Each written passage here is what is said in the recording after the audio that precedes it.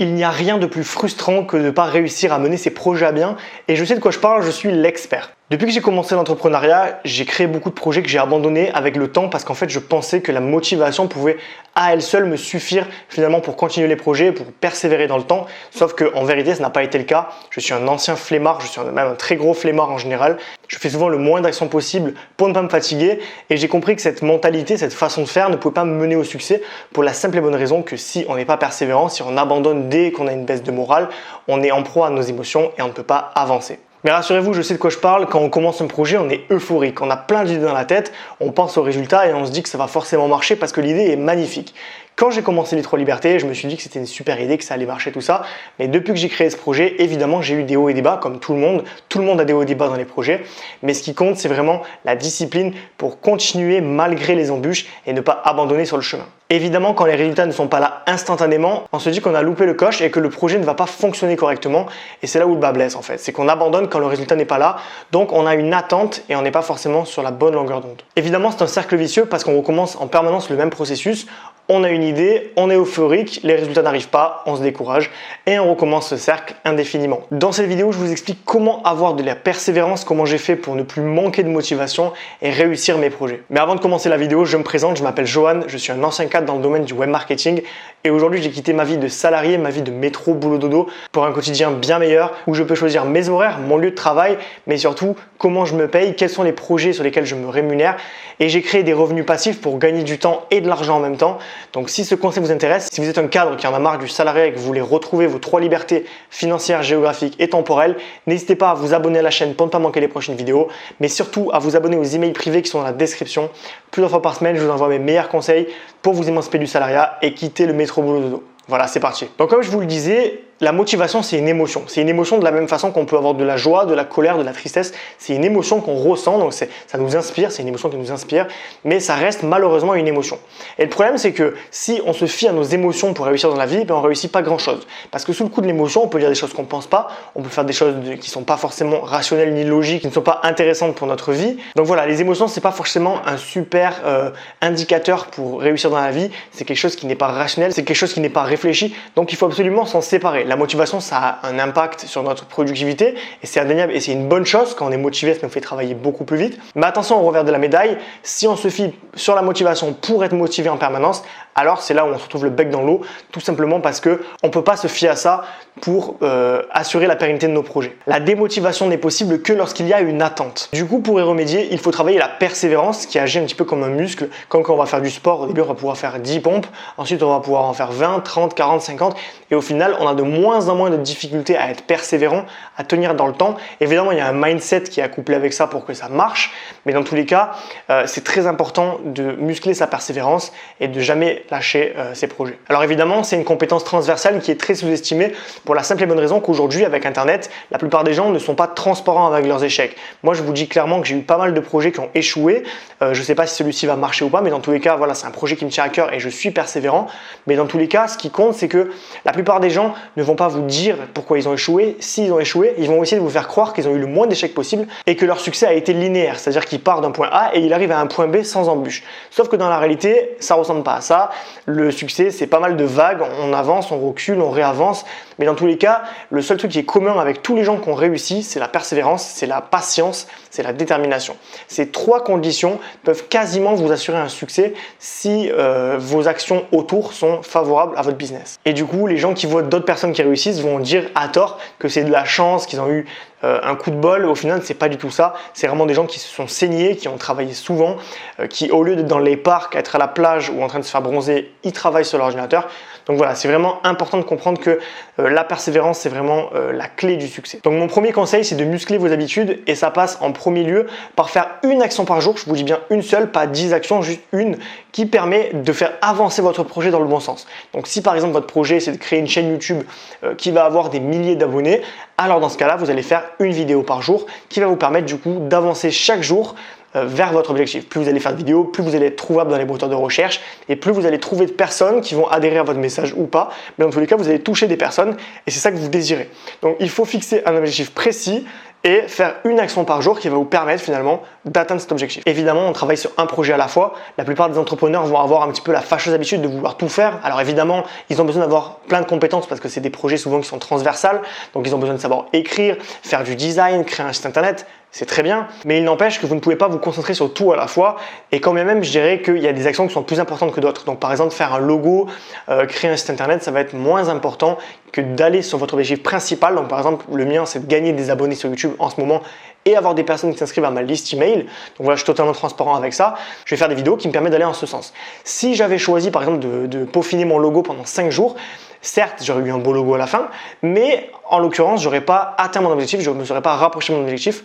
Donc voilà, l'intérêt, c'est vraiment chaque jour une action qui me rapproche de mon objectif. On va utiliser la méthode des petits pas, qui est une méthode finalement qui peut être imagée avec une montagne. Donc vous avez le sommet de la montagne, vous voulez l'atteindre. Pour l'atteindre, vous pouvez soit faire 15 pas d'un coup et vous arrêtez pendant une demi-heure parce que vous êtes crevé et que vous n'avez plus d'énergie finalement pour gravir la montagne, ou alors vous pouvez choisir d'aller doucement mais sûrement, un petit peu comme le lièvre et la tortue. Vous faites un pas par jour qui va vous rapprocher du sommet et qui va donc vous permettre d'atteindre votre objectif sur le long terme certes, mais ça va vous permettre d'être endurant. Et l'endurance, c'est ce dont vous avez besoin, c'est pas de se précipiter, c'est pas d'avoir des coups de boost énormes, c'est d'avoir de l'endurance. Voilà, l'entrepreneuriat c'est un marathon et pour tenir ce marathon, vous allez vous aider de la loi de Pareto qui dit que 20% des actions forment 80% des résultats, finalement des conséquences. Donc c'est-à-dire que si vous faites 20% d'efforts, les 20% d'efforts qui vont vous permettre de vous centrer sur votre objectif, alors vous allez obtenir 80% des résultats. Et si vous voulez atteindre les 20% de résultats supplémentaires, ceux qui manquent, vous allez devoir travailler 80% de fois. Donc ça ne va pas être très rentable en termes d'efficacité, temps passé et résultats. Donc l'idée, c'est vraiment de rester dans du Pareto, de faire une action par jour. Moi, faire une vidéo, ça me prend à peu près entre 1h30 et 3h. Je fais ça tous les jours. Après, le reste du temps, je fais autre chose. Mais dans tous les cas, mon projet avance en ce sens, tout simplement parce que j'ai choisi de respecter cette loi qui dit que 20% égale 80%. Mon deuxième conseil, c'est de viser un objectif atteignable. Pourquoi je dis viser et pas atteindre? Parce qu'un objectif, alors on dit souvent de l'atteindre et je vais continuer à le dire parce que c'est plus simple à le dire. Dans tous les cas, un objectif ne peut pas se résumer à oui ou non. Le problème, c'est que quand on fixe un objectif précis, on est sur du oui ou du non, on est sur du binaire. C'est-à-dire que si on atteint l'objectif qu'on s'est fixé, alors c'est oui. Si on ne l'atteint pas, alors c'est non. Sauf que la faille de ce système, c'est qu'on gagne ou on perd. Sauf que si vous visez un objectif, vous gagnez tout le temps. Et le fait de gagner tout le temps, cérébralement, ça n'a pas le même impact que de perdre.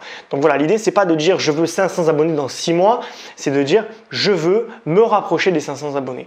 Et vous allez toujours continuer à faire des actions qui vont vous permettre de vous y rapprocher. Et inévitablement, si vous n'arrêtez jamais de travailler en ce sens, vous allez potentiellement, enfin même sûrement, atteindre ce chiffre un jour. Que vous l'atteigniez dans 1 mois ou dans 6 mois, on s'en fiche, ce qui compte, c'est de l'atteindre. Donc vous allez viser des objectifs, vous allez fixer un objectif qui est atteignable. Par exemple, moi, je suis à 52 abonnés au moment où je vous fais cette vidéo. Potentiellement, je pourrais être dans 1000 abonnés dans 6 mois. J'aimerais me rapprocher de ce chiffre, mais dans tous les cas, si j'y suis pas, c'est pas un drame. Si je suis à 200, 300 et compagnie, ce sera toujours très bien. Et c'est pas ne pas avoir d'ambition, ne pas chercher à aller trop loin. C'est juste que le seul moyen de réussir, c'est clairement d'être persévérant, de continuer, de rien lâcher malgré le fait que c'est compliqué. L'objectif, c'est une direction et pas une destination. Et ça, c'est important de le comprendre. On va faire des actions qui nous rapprochent chaque jour de l'objectif. Donc, on va faire un pas qui va nous rapprocher chaque jour du sommet de la montagne. On va pas tout de suite se dire je veux aujourd'hui atteindre le haut de la montagne. Ça sert à rien. On va perdre de l'énergie, du temps et surtout, on va se laisser guider par les émotions qui sont finalement notre pire ennemi quand il s'agit d'être persévérant. Pour conclure, il faut noter que la focalisation bloque l'évolution. Je vous laisse méditer cette phrase. Mon troisième conseil, c'est se détacher du résultat à tout prix. Si vous bossez pour l'argent ou pour la fame, si vous êtes motivé par le fait de devenir riche ou de devenir célèbre par exemple sur YouTube, alors vous vous mettez le doigt dans l'œil. Aucun YouTuber ne peut tenir dans le temps s'il n'est motivé que par l'argent ou par la fame, tout simplement parce que déjà il n'y a pas énormément d'argent à gagner. Et deuxièmement, l'argent n'est pas quelque chose, n'est pas un besoin à proprement parler physiologique. C'est pas un besoin d'accomplissement l'argent. Une fois que vous avez atteint un besoin de sécurité minimal, c'est-à-dire par exemple gagner un SMIC et compagnie, vous n'allez plus être motivé par l'argent. Évidemment, l'argent va vous ouvrir des portes, il va vous permettre de rêver et d'avoir des nouvelles opportunités dans votre vie, mais l'argent n'est pas une motivation suffisante pour être motivé et persévérer.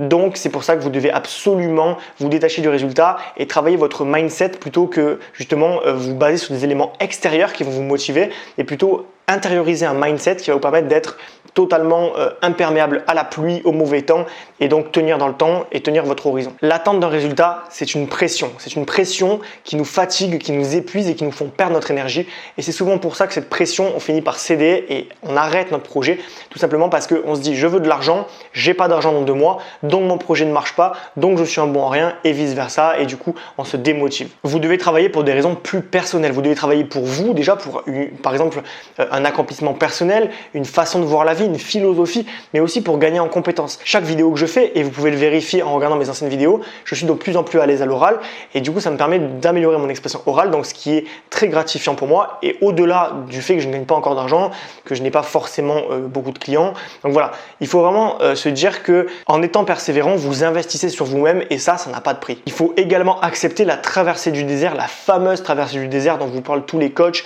c'est-à-dire que vous ne pouvez pas créer un projet et avoir une progression qui passe de 0 à 1, c'est impossible. Vous devez absolument avoir une phase où vous allez forcément gagner en compétences très rapidement, donc avoir quelques résultats, et puis d'un coup ça va retomber et tout le potentiel justement de votre projet réside dans le fait d'attendre et de continuer à persister malgré l'absence de résultats pour finalement remonter en flèche et mettre son projet sur orbite. C'est un petit peu comme quand on lance une fusée dans l'espace, elle ne se met pas en orbite tout de suite, il faut d'abord la propulser, ensuite il y a un moment de flottement entre l'atmosphère et la Terre, et au bout d'un moment, on arrive à être en orbite et là, le projet est lancé et du coup, c'est que du bonheur. Donc, il y a une nécessité absolue à se détacher émotionnellement des résultats et à se concentrer sur les actions qui vont nourrir notre mindset, qui vont nourrir finalement notre philosophie de vie pour persister et tenir dans le temps. Enfin, 4e conseil, il est impossible d'échouer si vous persévérez. Pour la simple et bonne raison que tant que vous n'arrêtez pas, vous n'avez pas échoué, vous êtes toujours en train de réussir. Donc ça peut prendre du temps, le facteur temps je ne le maîtrise pas, personne ne le maîtrise, on ne peut pas savoir si c'est dans 1 an, ou dans 2 ou 10 ans que ça va marcher. Mais dans tous les cas, si vous n'abandonnez pas, le succès est forcément au bout. Et clairement, si vous abandonnez maintenant, vous fermez la porte au succès, donc c'est vraiment dommage. Tant que vous n'abandonnez pas, vous êtes encore dans la course. Donc pour améliorer sa persévérance, il faut avoir conscience que un projet met à peu près 3 ans pour se mettre en orbite. Donc ça veut dire que la première et deuxième année, on peut avoir des résultats évidemment, mais des résultats maigres par rapport à ce qu'on aura dans 3 ans. Tous mes projets le confirment. C'est vrai que j'ai beaucoup de projets que j'ai depuis 3 ans. J'ai à peu près mis 3 ans pour faire ma liberté financière. Donc voilà, aujourd'hui, ça se démontre chez moi, chez mes amis. J'ai pas de loi fondamentale qui prouve ça, mais j'ai remarqué que la plupart des projets mettent 3 ans à se lancer de la création au moment où on peut en vivre convenablement. Donc il faut à peu près prévoir 3 ans. 3 ans dans une vie, c'est rien. Mais en tout cas, il ne faut rien lâcher pendant 3 ans. Si vous lâchez, vous repoussez le moment où ça va marcher à plus tard. Et dans ce cas, vous avez rompu finalement la chaîne, le cercle vertueux qui est en train de se mettre en place. Et j'avais lu une étude qui disait que statistiquement, les chances d'échouer en entrepreneuriat si on était persévérant dans le temps se rapprochaient énormément de 0.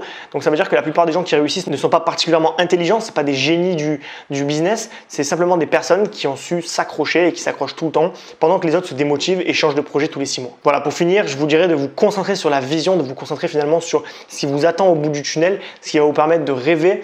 Pensez à ce qui vous attend. Pensez à la réaction de vos proches quand vous allez leur dire que vous avez un projet qui marche, à la fierté que vous allez ressentir, à finalement votre besoin d'accomplissement qui va être comblé. Vous allez vous sentir bien dans votre corps, dans votre esprit, dans votre tête. Vous allez être en osmose avec vos valeurs et vos envies. Donc vraiment, ça n'a pas de prix. Et se concentrer sur la vision, c'est l'assurance de se détacher du résultat et donc d'être beaucoup plus persistant et persévérant. Voilà, avec ces conseils, vous savez comment dépasser le manque de motivation. Vous savez comment avoir de la persévérance. Et si vous voulez davantage de conseils à ce sujet, je vous invite à vous abonner à la chaîne pour ne pas manquer les prochaines vidéos et aussi à rejoindre les emails privés plusieurs fois par semaine. Je vous envoie mes meilleurs conseils pour gagner en liberté financière, géographique et temporelle et quitter le méchant salariat qui nous prend tout notre temps et qui nous empêche de vivre la vie comme on veut la vivre.